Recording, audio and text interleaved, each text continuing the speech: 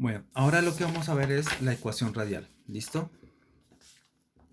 Ecuación radial. Bueno, ¿cuál es esa ecuación?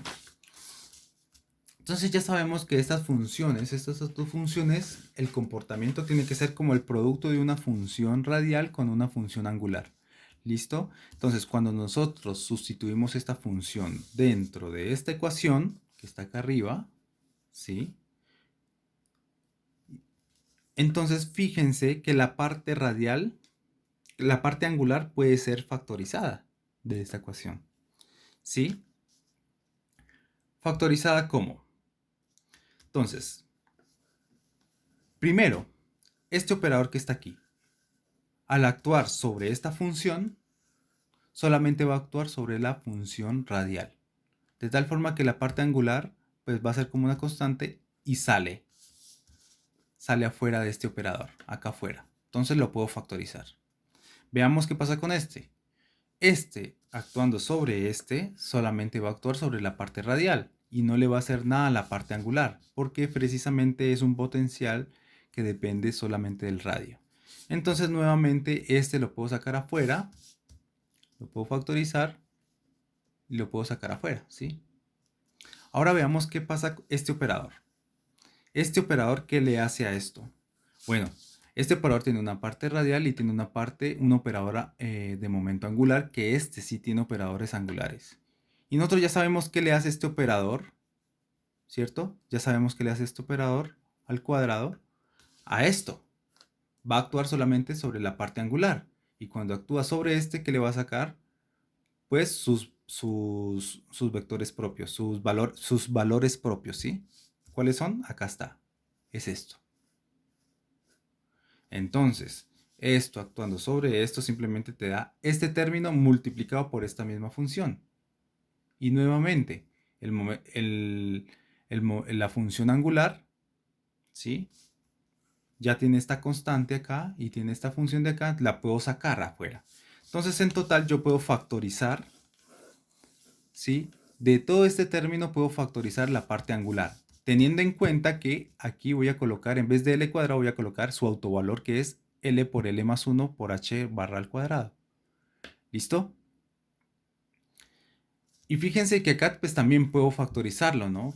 Factorizo la parte angular. Entonces, simplemente cancelo la parte angular que me da a la izquierda de esto con la parte angular de acá y me queda la ecuación radial. O sea, ¿cómo me queda la ecuación radial?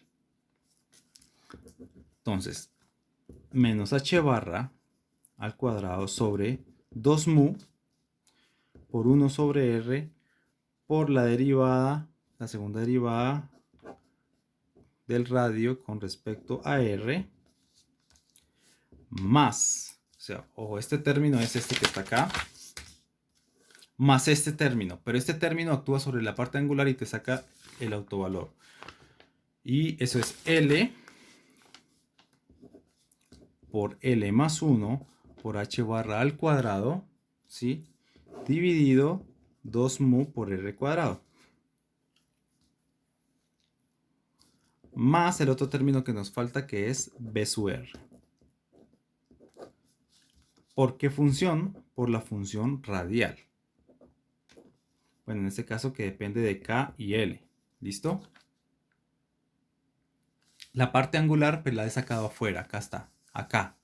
¿Listo? Y esto tiene que ser igual a E, es el hamiltoniano autónomo sobre la función, a la autoenergía.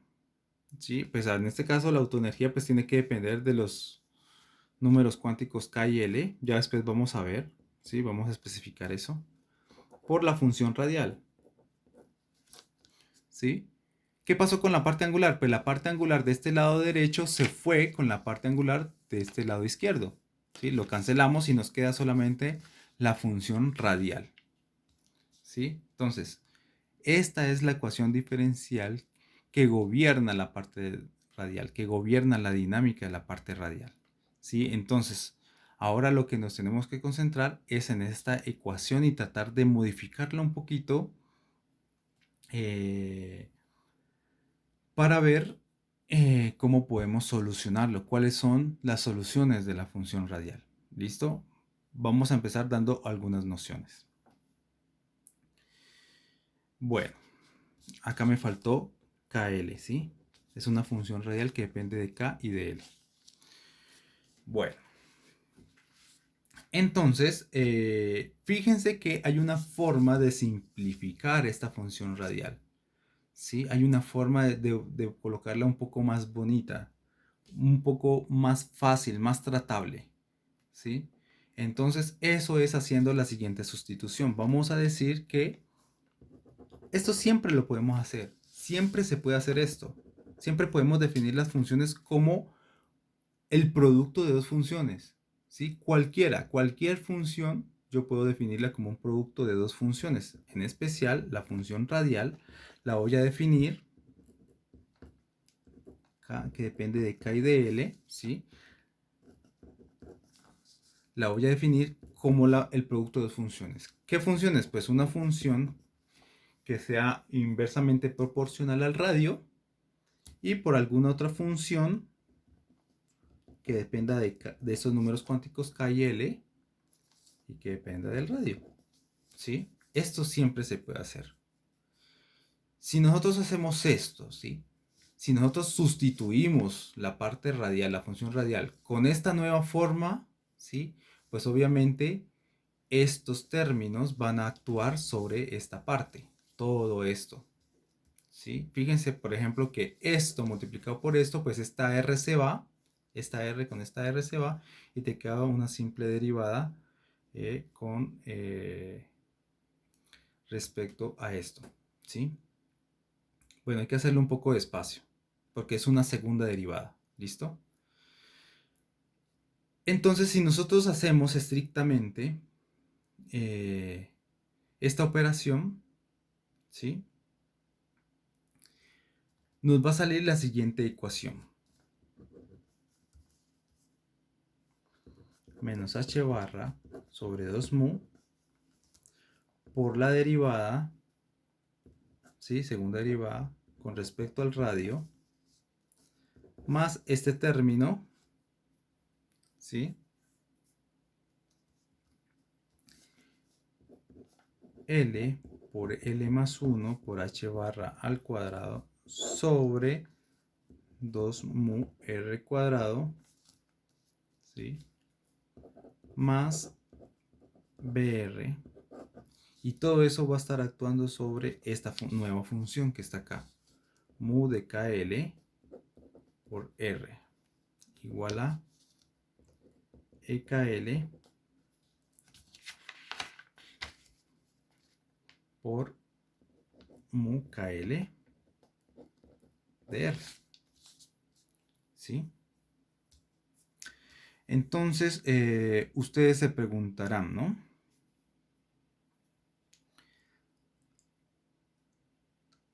Hay la parte de acá pues también está dividido sobre 1 sobre r, y acá también hay 1 sobre r, ¿sí?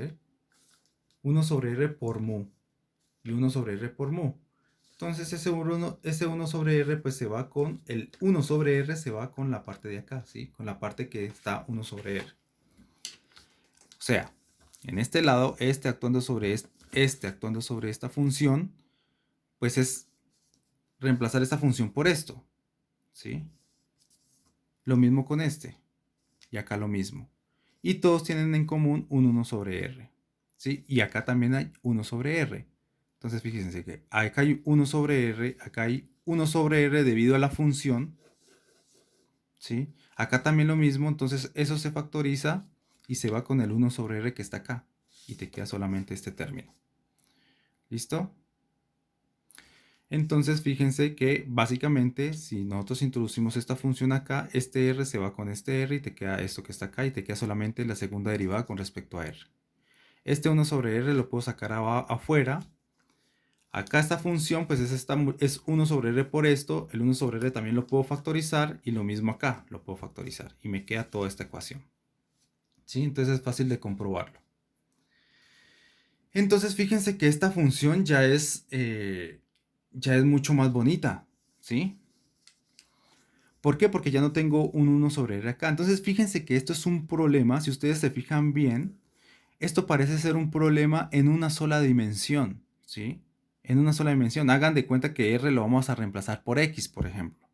Entonces esto es en una sola dimensión, ¿sí? Fíjense que esto que está acá va siendo básicamente el momento, la energía cinética en una sola dirección, ¿sí? En este caso en R, pues esto va a ser la energía en R, ¿sí? Va siendo como una especie de operador de P sub R al cuadrado sobre 2 mu. ¿Listo? Y acá pues va a haber un potencial efectivo que es esto que está acá. Entonces nosotros podemos sacar acá un potencial efectivo que dependa del radio. Y esto pues va siendo igual a B sub R, que es este término de acá, más este término de acá.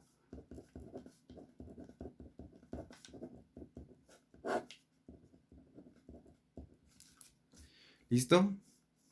Entonces fíjense que esta ecuación es muy parecida a la que sacamos en mecánica clásica. ¿Sí?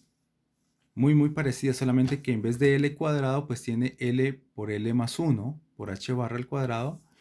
Y acá pues tiene el operador de energía cinética en una dimensión, en este caso en la parte radial. ¿Sí? Entonces esto ya es una ecuación muy parecida al sistema clásico. Bueno, pero tengamos en cuenta una cosa.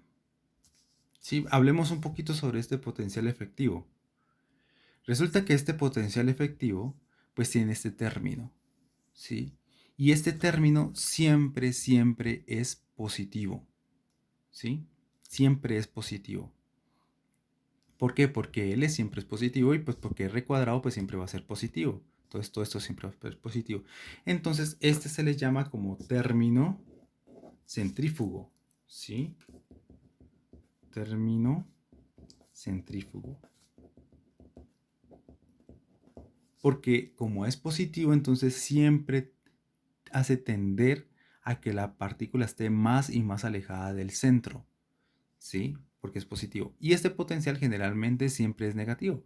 Por ejemplo, el potencial colombiano, ahora supongamos, vamos a darle valores a este. Supongamos que esto sea el potencial colombiano. Está interaccionando, por ejemplo, dos partículas. Uno con carga positiva y otro con carga negativa. Entonces, pues esto va a ser igual, el potencial, ustedes saben que esto va a ser igual a la carga, ¿sí? Esta E, pues en este caso, pues vamos a suponer que la carga positiva, pues es un protón, y la carga negativa, pues es un electrón, y entonces vamos a escribir la E, ¿listo?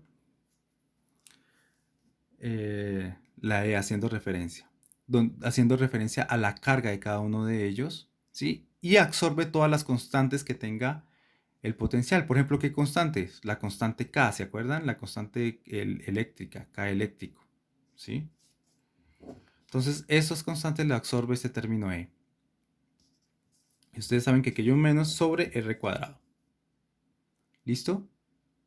Entonces, fíjense que este potencial siempre es negativo. ¿Por qué? Porque R siempre es positivo, R cuadrado siempre es positivo y pues esto también siempre es positivo. Entonces siempre es negativo. Y esto lo que te hace, si tú le sacas el gradiente a esto, pues te va a dar una fuerza que siempre está dirigida hacia el centro. En cambio, si tú le sacas el gradiente a esto, pues te va a dar una fuerza que está siempre dirigida hacia afuera del centro. Es como un término centrífugo. ¿Listo? Entonces este término lo que va a hacer es tratar de apartar la partícula del centro. Entonces, en el Cogen hay una gráfica muy interesante, ¿sí? Lo hacen para este potencial, ¿sí? Para el potencial colombiano. Entonces, acá tienen el eje Y el eje X. El eje X va a estar representada por la parte radial. Bueno, acá hacen unas especies de normalizaciones, pues yo no las voy a poner, porque más adelante vamos a especificar eso. Y acá va a estar el potencial efectivo.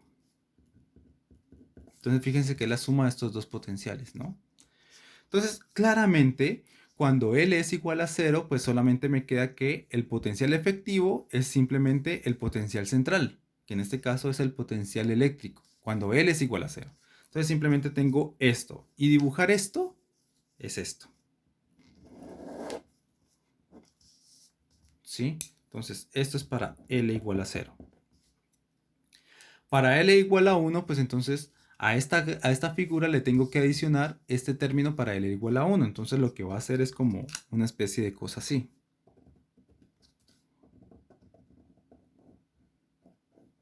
Algo así. Esto sería para L igual a 1. Entonces fíjense que aquí ya el potencial tiene un mínimo, ¿sí? Tiene un mínimo. Entonces ustedes saben que en un sistema, el sistema siempre le gusta estar en el mínimo de energía, ¿sí? Por ejemplo, vamos a poner un ejemplo. Cuando dos cargas están presentes, fíjense lo que está diciendo. ¿Cuál es el mínimo de esta energía, de este potencial? Pues el mínimo está en cero, ¿cierto? Y vale menos infinito. O sea, el sistema, ¿qué va a querer hacer? La carga positiva con la carga negativa, pues van a querer acercarse, estar en el mínimo de potencial. Quieren estar juntitas, la carga positiva y la carga negativa. Entonces, ¿qué quiere decir eso? Que pues quiere decir que el estado de reposo, ¿sí? El estado estable, digamos, de las dos partículas, la carga positiva y la carga negativa, es para R igual a 0. En R igual a 0 ellas pues están en el mínimo de energía, ¿sí? Y eso es lo que quiere decir. Tratan de estar juntas. Acá, pues las partículas van a estar más que todo separadas en donde está en el mínimo de energía. Ellos quieren estar siempre en el mínimo de energía potencial. Sí, entonces probablemente para L igual a 1, pues las partículas van a estar separadas para este determinado radio, ¿sí? Donde está el mínimo de energía potencial.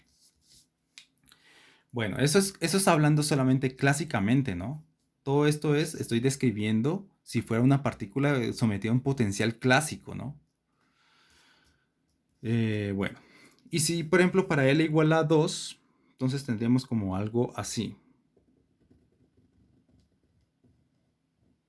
Bueno, aquí también tendría como una especie de mínimo y bueno, eso sería para L igual a 2. Entonces fíjense cómo el valor del momento angular, ¿sí? Los autovalores, digamos, te van afectando cómo es el potencial. O sea, la partícula para L igual a 0 va a sentir este potencial, pero si L es igual a 1, entonces va a sentir este potencial, pero si L es igual a 2, entonces va a sentir este potencial. ¿Sí? En nuestro problemita, acuérdense que estamos mapeando, ¿sí? Estamos haciendo como un match, estamos mapeando esto como que si fuera una partícula moviéndose en una sola coordenada, en una sola dirección. Es un sistema unidimensional que está sometido a un potencial unidimensional. ¿Listo? Bueno, esa es la física más o menos de lo que representa esto que está acá.